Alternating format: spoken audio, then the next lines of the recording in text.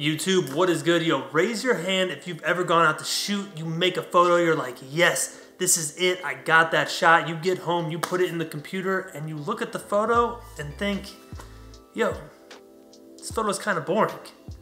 That's what we're talking about today. We are talking about how to bring some life back into your boring photos. And in today's video, our example is gonna be one of my most extreme examples of this. We are gonna be taking this photo from this to this. Now this is a photo I made one night when I was out shooting. I don't exactly know what went wrong, why this photo came out the way it did, but that sunset was much more interesting than it came out in my photo. I think I was crossing the street and I saw that there were no cars and I liked the composition, so I made the photo without checking my settings. I got lazy and it didn't come out the way that I thought it was gonna come out. But thanks to modern editing technology, things like RAW files, things like Lightroom, we can make the most out of these boring photos, out of these mess ups. So that is what we are doing today.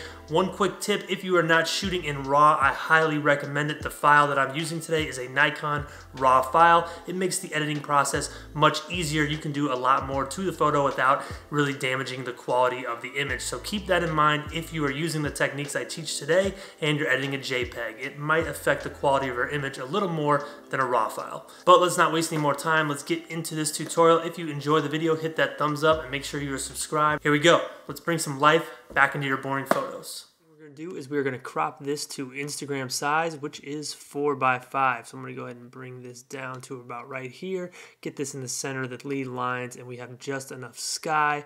Gonna go ahead and click done. The next thing I'm gonna do is I'm gonna add some vignette to this image so I can kind of isolate the center of the photo, utilize these leading lines. I'm gonna add a little bit of feather on there as well. Next up, we are going to make some basic adjustments to this image. So the first thing we're gonna do is bring the exposure down quite a bit. I'm gonna bring the exposure down to bring out this sky that we're working with. I think the sky is pretty interesting in this photo. Gonna bring that down, and I'm gonna bring my contrast up to make this a little bit more punchy. So right away, everything's looking a little bit more interesting straight away. Next thing I'm gonna do is bring these highlights down on the sky once again to bring out these clouds so we have something to work with. Next, shadows are coming up to bring out the road. There we go. I think that looks much better. Now I'm going to bring some whites into the photo to add some contrast and bring the blacks down. I really like utilizing these white and black sliders to kind of add some punch and contrast into the photo. So next thing I'm going to do is bring this vibrance and saturation up just a little bit on both. I'm not going to go crazy just yet. Next up, I'm going to go to the brush tool up here. And what I'm going to do is I'm going to brush in everything in this photo in the sky. So we're going to go there, we're going to go over here, and you can click this show mask overlay to see what you've done. And I'm going to go ahead and reset all these down to 0. So what I'm going to do here is I'm going to bring the shadows down so I can take some detail out of these corners. The buildings aren't very interesting, so I'm going to bring those down. Next thing I'm going to do is bring my tint over to the purple side. The reason why, I want to add some purple into the sky of this photo, make it look a little bit more interesting, and I'm going to bring my temperature over just a little bit as well. So for there, I think that looks pretty good. I'm going to bring my saturation up, way up to like crazy levels right there. You know, I told you guys we're going over the top with this edit today, so I'm going to bring these saturation sliders way up. Next thing I'm going to do is make some adjustments to the white balance now that I've changed that sky. I'm going to get this white balance absolutely perfect. I'm going to warm the photo up a little bit more. I think right about there looks pretty good. Actually, there we go. Right about there looks good. And I'm going to bring this vibrance way up now. I'm going to push it to the limit. Shout out Rick Ross. I don't know if any of you got that joke.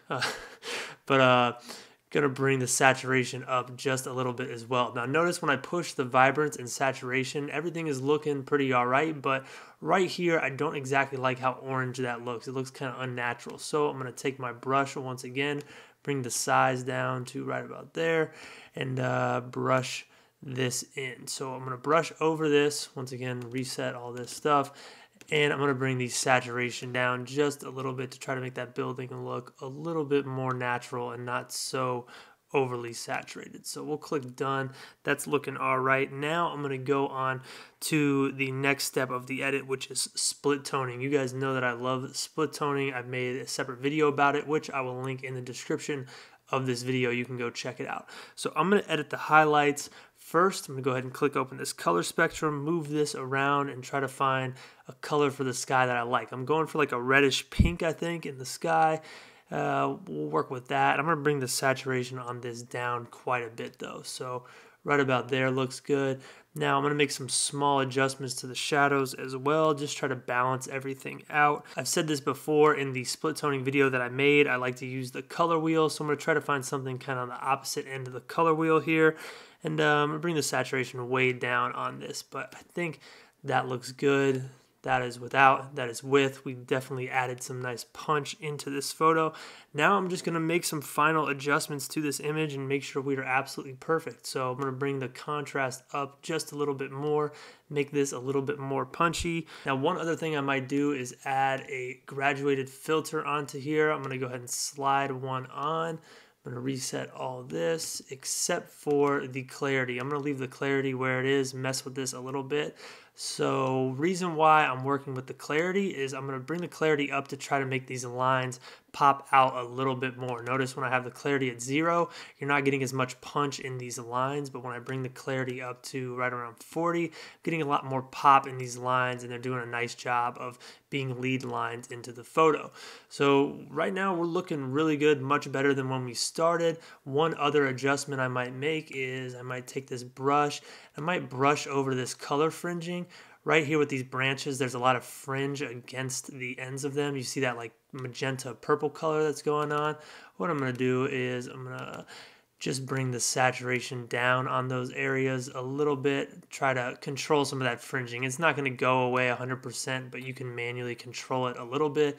And then some other stuff I might do, I might go in and remove some pieces of trash with the spot removal, little dust spots like that. I might remove this over here, might remove this hotel sign. You know, it's not necessary for the photo, but for now, we'll go ahead and call this one done. So bang, there you have it. Quick, easy. How long did that take? Like 6 minutes, and we have a completely different photo. One thing I like to do when I edit is I think back to how something looked in my head. Now that first photo, yeah, it was boring, it didn't look good, but in my head, that particular moment, that sunset was way crazier, and then I added a little bit of my own imagination into it to enhance it even further. And like I always say in editing videos, it's up to you as the editor to decide what exactly you want to do with the photo. In today's video, we took it to the extreme, but you don't always have to do that. It's all on you. That's one of the great things about photography and one of the great things about editing. It allows you to express yourself however you want. So get out there, try it out, enjoy it. Thank you so much for watching. If you enjoyed the video, like I said, hit that thumbs up, subscribe for more. And if you've ever had a time where you went out to shoot, you made a photo and you thought it was going to be great and it came out bad or boring, go ahead, let me know your story in the comments. I always love to hear what you guys have to say.